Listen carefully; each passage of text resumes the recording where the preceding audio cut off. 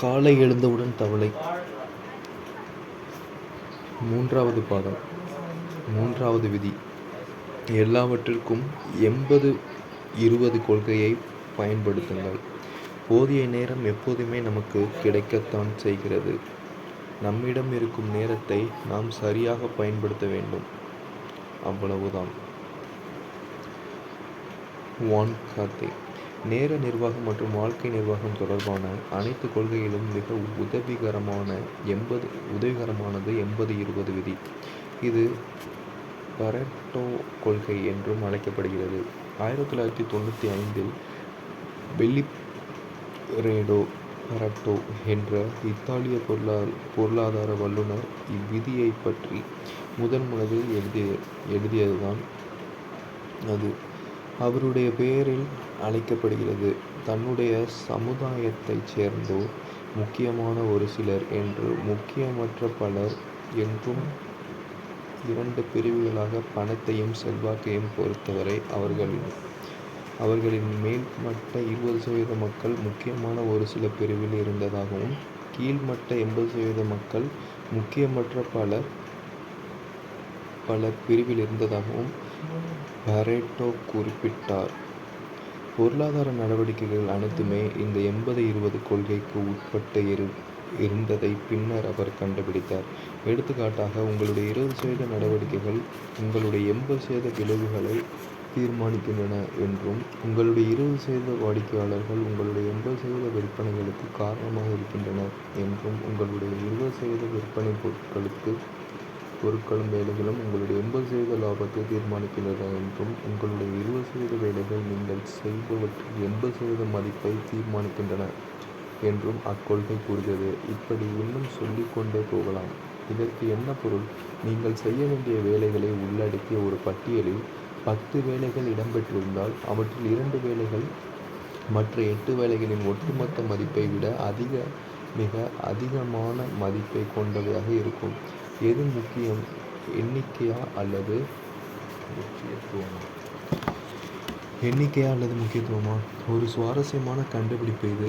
உங்கள் பட்டியலில் உள்ள 10 வேலைகளையும் செய்து முடிப்பதற்கு ஒரே அளவு நேரமே தேவைப்படக்கூடும். ஆனால் அவற்றில் ஓரிரு வேலைகள் மற்றவற்றை விட 5 அல்லது 10 மடங்கு அதிக மதிப்பு வாய்ந்த விளைவுகளை பெற்றுக் கொடுக்கும். பல சமயங்களில் ஒரே ஒரு வேலை மற்ற 9 வேலைகளின் ஒட்டுமொத்த மதிப்பை விட அதிக மதிப்பு கொண்டதாக இருக்கும். இந்த வேலைதான் நீங்கள் முதலில் உட்கொள்ள வேண்டிய தவளையாகும். ஒரு சராசரி நபர் எந்த வேலைகளை துவங்குவதை தள்ளி போடுகிறார் என்று உங்களால் ஊகிக்க முடியுமா? மிகவும் மதிப்பு வாய்ந்த, மிக அதிக முக்கியத்துவம் கொண்ட மேல்மட்ட 10 அல்லது 20% வேலைகளையே பெரும்பாலான மக்கள் தள்ளி போடுகின்றனர் என்பது வருத்தத்திற்குரிய விஷயம். குறைவான முக்கியத்துவம் கொண்ட 80% வேலைகளில் அவர்கள் தங்களை மூழ்கடித்துக் கொள்கின்றனர். அவ்வேலைகள் அவர்களுடைய விளைவுகளுக்கு மிக குறைவாகவே பங்களிக்கின்றன. சந்திப்பதன் மீது கவனம் செலுத்துவதை விட்டுவிட்டு நடவடிக்கையின் மீது கவனம் செலுத்துங்கள். பெரும்பாலான மக்கள் நாள் முழுவதும் ஏதோ ஒரு வேலையில் மும்முரமாக செயல்பட்டு கொண்டிருப்பது போல தோன்றினால் அவர்கள் மிக குறைவாகவே சாதிக்கின்றனர். இதை நீங்கள் அடிக்கடி பார்த்திருக்கக்கூடும். கிட்டத்தட்ட எல்லா நேரத்திலும் இப்படித்தான் நிகழ்கிறது. ஏனெனில் முக்கியமான ஓரிரு நடவடிக்கைகளை துவங்குவதை தள்ளி போட்டுவிட்டு குறைவான மதிப்பு கொண்ட வேலைகளில் அவர்கள் மும்முரமாக இருக்கின்றனர். ஆனால் விரைவாகவும் சிறப்பாகவும் செய்து முடிக்கப்படும் பட்சத்தில் அவர்கள் அவர்களுடைய நிறுவனங்களுக்குள் ஒரு உண்மையான வித்தியாசத்தை ஏற்படுத்துகின்ற வேலைகள் எவை என்று பார்த்தால், அவர்கள் தள்ளி போடுகின்ற அந்த ஓரிரு வேலைகள் தான். தினமும் நீங்கள் செய்யக்கூடிய மிக அதிக மதிப்பு வாய்ந்த வேலைகள் தான் பெரும்பாலும் மிக கடினமானவையாகும். அதிக சிக்கலானவையாக இருக்கின்றன. ஆனால் அவற்றை சிறப்பாக செய்து முடிப்பதிலிருந்து கிடைக்கக்கூடிய பலன்களும் அளவில் பிரம்மாண்டமானவையாக இருக்கும் என்பது உறுதி. எனவே உங்களுடைய மேல்மட்ட 20% வேலைகள் செய்யப்பட வேண்டியிருக்கும் போது, கீழ்மட்ட 80% வேலைகளை செய்ய எப்போதும் மறுத்துவிடுங்கள். நீங்கள் ஒரு வேலையை துவங்குவதற்கு முன்பாக, இது என்னுடைய நடவடிக்கைகளில் மேல்மட்ட 20% சேர்ந்ததா அல்லது கீழ்மட்ட 80% சேர்ந்ததா என்று உங்களை நீங்களே கேட்டுக்கொள்ளுங்கள். விதிமுறை: சிறிய வேலைகளில் முதலில் செய்து முடித்து விடலாமே என்று உங்கள் மனதில் ஏற்படக்கூடிய சபலத்திற்கு அடிபணியாதீர்கள். நீங்கள் எதை மீண்டும் மீண்டும் செய்து கொண்டே இருக்கிறீர்களோ அது இறுதியில் உங்களால் விட்டொழிக்க முடியாத ஒரு பழக்கமாக ஆகிவிடும். அப்பழக்கத்திலிருந்து விடுபடுவது உங்களுக்கு மிக கடினமானதாக இருக்கும் என்பதை மறந்துவிடாதீர்கள். குறைவான மதிப்பு கொண்ட வேலைகளில் ஈடுபடுவதன் மூலம் நீங்கள் உங்கள் நாளை துவங்குவதை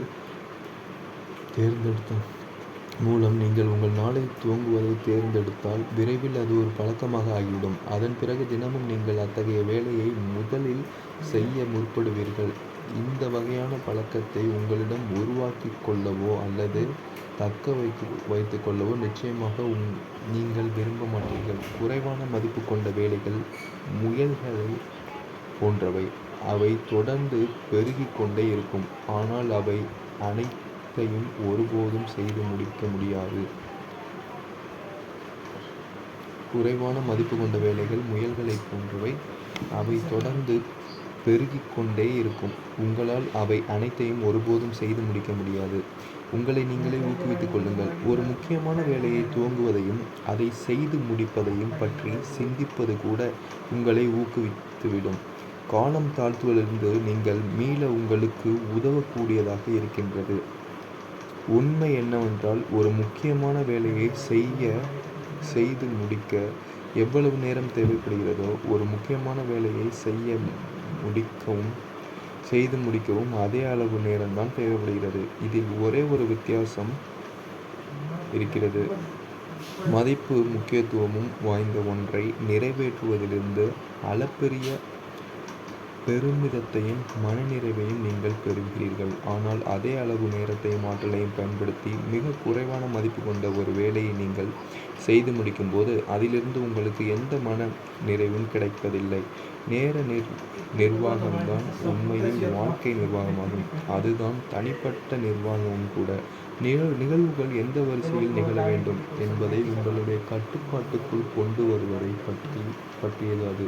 அடுத்து நீங்கள் என்ன செய்யப் போகிறீர்கள் என்பதை உங்களுடைய கட்டுப்பாட்டுக்குள் கொண்டு வருவதை பற்றியதுதான் நேர நிர்வாகம். அடுத்து நீங்கள் என்ன செய்வீர்கள் என்பதை தேர்ந்தெடுப்பதற்கான சுதந்திரம் எப்போதும் உங்களுக்கு இருக்கிறது. நீங்கள் முக்கியமான வேலைகளை செய்வதை தேர்ந்தெடுக்கப் போகிறீர்களா அல்லது முக்கியமற்ற வேலைகளை செய்வதை தேர்ந்தெடுக்கப் போகிறீர்களா என்பதுதான் உங்கள் வேலையிலும் வாழ்க்கையிலும் உங்களுடைய வெற்றியை தீர்மானிக்கின்ற முக்கிய காரணியாக இருக்கிறது.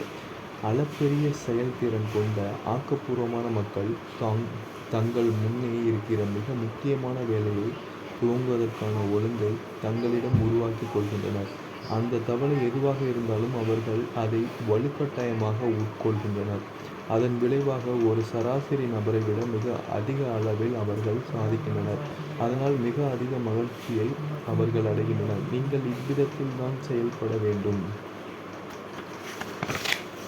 செயல்முறை பயிற்சி. இன்று உங்கள் வாழ்வில் உள்ள மிக முக்கியமான இலக்குகள், நடவடிக்கைகள், பணித்திட்டங்கள், பொறுப்புகள் ஆகியவற்றை ஒரு பட்டியலிட்டுக் கொள்ளுங்கள். அவற்றில் எவை மேம்பட்ட 10 அல்லது 20% நடவடிக்கைகளை குறிக்கின்றன, எவை உங்களுடைய 80 அல்லது 90% விளைவுகளை பெற்றுக் கொடுக்கும் என்று நீங்கள் கருதுகிறீர்கள்.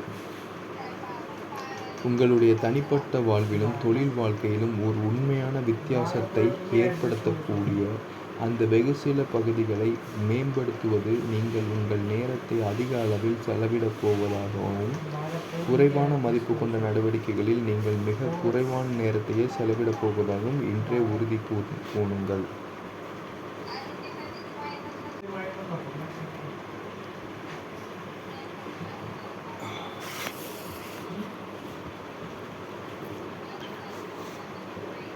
விதிமுறை 4. பின்விளைவுகளை கருத்தில் கொள்ளுங்கள்.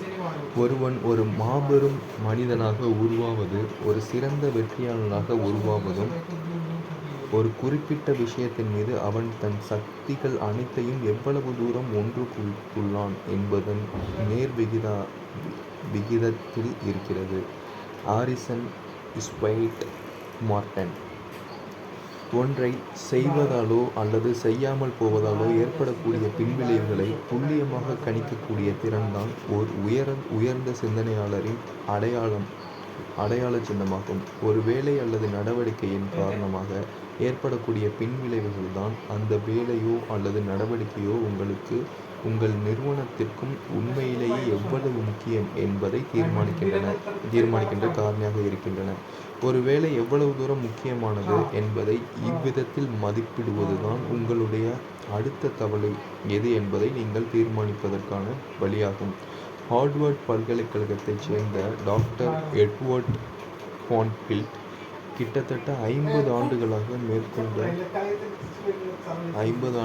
மேற்கொண்ட ஒரு ஆராய்ச்சியை தொடர்ந்து தன் முடிவை வெளியிட்டார். அமெரிக்காவில் ஒருவர் சமூக ரீதியாகவும் பொருளாதார ரீதியாகவும் எந்த அளவுக்கு வளர்ச்சியுறுகிறார் என்பதை தீர்மானிக்கின்ற மிக துல்லியமான தனிப்பெரும் காரணி ஒரு நீண்டகால நோக்குதான் என்று அவர் தெரிவித்தார். உங்கள் குடும்ப பின்புலம், கல்வித் தகுதி, இனம், அறிவு, தொடர்புகள் அல்லது வேறு எந்தவொரு காரணியையும் விட அதிகமாக ஒரு நீண்டகால நோக்குதான் உங்களுடைய தனிப்பட்ட வாழ்விலும் வேலையிலும் நீங்கள் பெறக்கூடிய வெற்றிக்கு முக்கிய காரணமாக இருக்கிறது.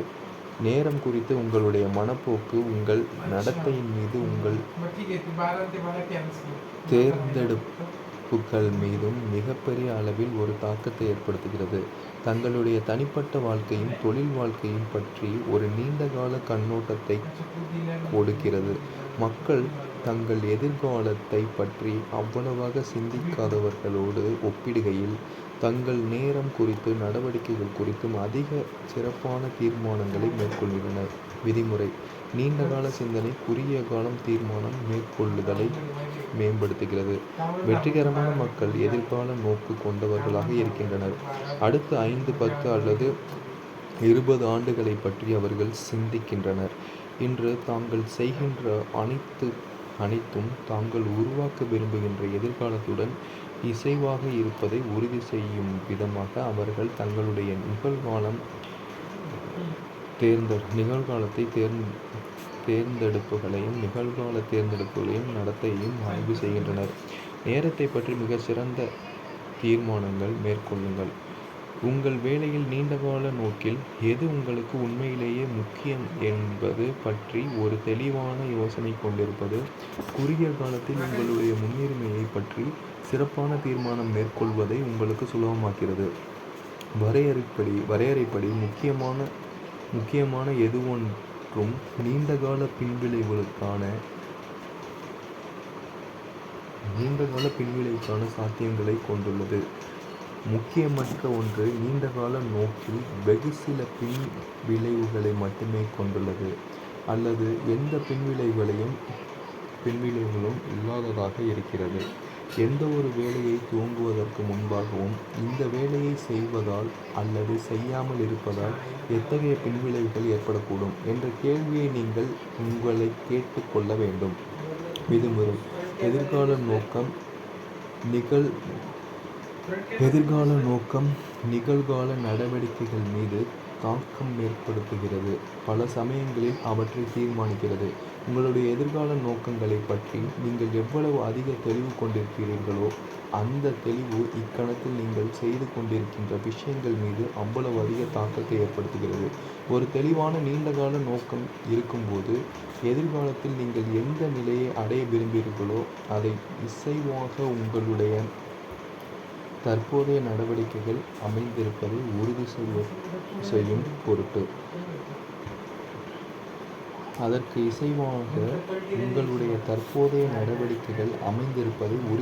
பொருட்டு அவற்றை மதிப்பீடு செய்வதாக அதிக திறனை நீங்கள் பெறுவீர்கள்.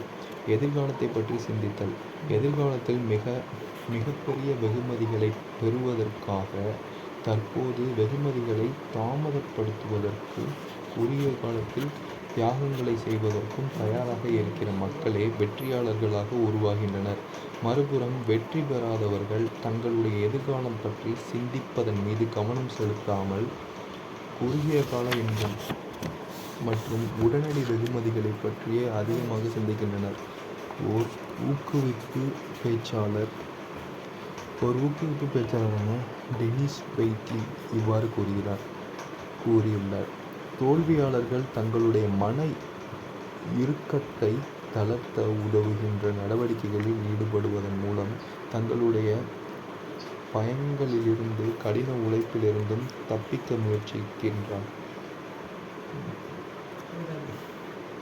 ஆனால் வெற்றியாளரோ தங்களுடைய இலக்குகளை அடைய உதவக்கூடிய நடவடிக்கைகளை மேற்கொள்வதை நோக்கி உந்தப்படுகின்றனர்.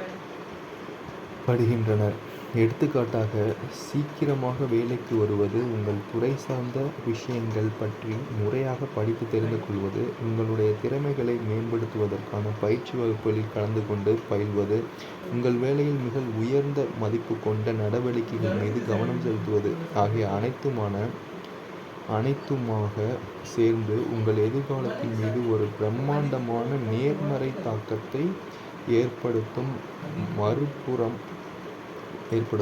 மறுபுறம் கடைசி நேரத்தில் அவசரமாக அலுவலகத்திற்கு வந்து சேருவது, செய்தித்தாள் படிப்பது, காப்பி அருந்துவது, சக ஊழியர்களுடன் அரட்டை அடிப்பது போன்றவை குறுகிய கால நோக்கில் குதூகலமூட்டுபவையாகவும் மகிழ்ச்சி அளிப்பவையாகவும் தோன்றக்கூடும்.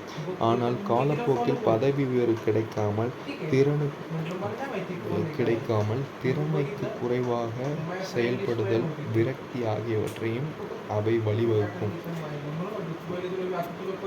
ஒரு வேலையோ அல்லது நடவடிக்கையோ அளப்பரிய நேர்மறை விளைவுகளுக்கான சாத்தியக்கூறுகளை கொண்டிருந்தால் அதற்கு முதன்மை முன்னுரிமை கொடுத்து அதை உடனடியாக துவங்கிவிடுங்கள். ஒரு விஷயம் விரைவாக சிறப்பாகவும் செய்து முடிக்கப்படாவிட்டால் அது மிகப்பெரிய எதிர்மறை விளைவுகளை ஏற்படுத்தக்கூடும் எனும் பட்சத்தில் அந்த விஷயம் முதன்மை முன்னுரிமை கொடுக்கப்பட வேண்டிய ஒன்றாக ஆகிறது. உங்கள் கவலை எதுவாக இருந்தாலும் முதல் வேலையாக அதை விழுங்குவதற்கு உறுதி எடுத்துக் கொள்ளுங்கள். ஊக்குவிப்பிற்கு ஒரு உள்நோக்கம் தேவைப்படுகிறது. உங்களுடைய ஒரு செயலோ அல்லது நடவடிக்கையோ உங்கள் வாழ்வின் மீது ஏற்படக்கூடும் நேர்மறை தாக்கத்திற்கான சாத்தியக்கூறுகள் எவ்வளவு அதிகமாக இருக்கிறதோ அந்த தேவையை நீங்கள் தெளிவாக வரையறுக்கும் போது காலம் தாழ்த்துவதை விட்டுவிட்டு அதை உடனடியாக செய்து முடிப்பதற்கு நீங்கள் அவ்வளவு அதிகமாக ஊக்கப்படுவீர்கள். நீங்கள் நிறுவனத்திற்கும் உங்களுடைய எதிர்காலத்திற்கும் ஒரு முக்கியமான வேறுபாட்டை ஏற்படுத்தக்கூடிய வேலைகளை துவங்கி முடிப்பதை ஒரு பழக்கமாக ஆக்கிக் கொள்ளுங்கள். இதை நீங்கள் தொடர்ந்து செய்து வருவதன் மூலம் ஒருமித்த கவனத்தில் முன்னோக்கி செயல்படுங்கள். ஒரே நேரம் எப்படியும் ஓடிக்கொண்டேதான் இருக்கும். அதை நீங்கள் எப்படி பயன்படுத்துகிறீர்கள் என்பதும் பல வாரங்களும் மாதங்களும் உருண்டோடிய பிறகு நீங்கள் எங்கே சென்றடைந்து இருப்பீர்கள் என்பதுதான் கேள்வி. நீங்கள் எங்கு சென்றடைகிறீர்கள் என்பது உங்களுடைய தற்போதைய நடவடிக்கைகளால் ஏற்படக்கூடிய பின்விளைவுகளை நீங்கள் எவ்வளவு தூரம் கருத்தில் கொள்கிறீர்கள் என்பதை சார்ந்ததுதான். ஆற்றல் மிக்க செயல்திறன். விதிக்கு கீழ்ப்படிந்து நடந்து கொள்ளுங்கள். எல்லாவற்றையும் செய்வதற்கு போதுமான நேரம் ஒருபோதும் இருப்பதில்லை. அதனால் மிக முக்கியமான வேலைகளை செய்வதற்கு எப்போதும் நேரம் இருக்கிறது என்று ஆற்றல் மிக்க செயல்திறன் விதி கூறுகிறது. இதை வேறு விதமாக கூறினால், ஒரு குளத்தில் உள்ள எல்லா தவளைகளையும் உங்களால் உட்கொள்ள முடியாது. ஆனால் அவற்றில் மிக பெரிய மற்றும் மிக அவலட்சணமான தவளையை உங்களால் உட்கொள்ள முடியும். தற்சமயத்திற்கு அது போதுமானதாக இருக்கும். உங்களுக்கு நேரம் குறைவாக இருந்து ஒரு முக்கியமான வேலையை அல்லது பணித்திட்டத்தை நிறைவு செய்யாவிட்டால் மிக மோசமான பிரிவுகளே ஏற்படும் என்பதை நீங்கள்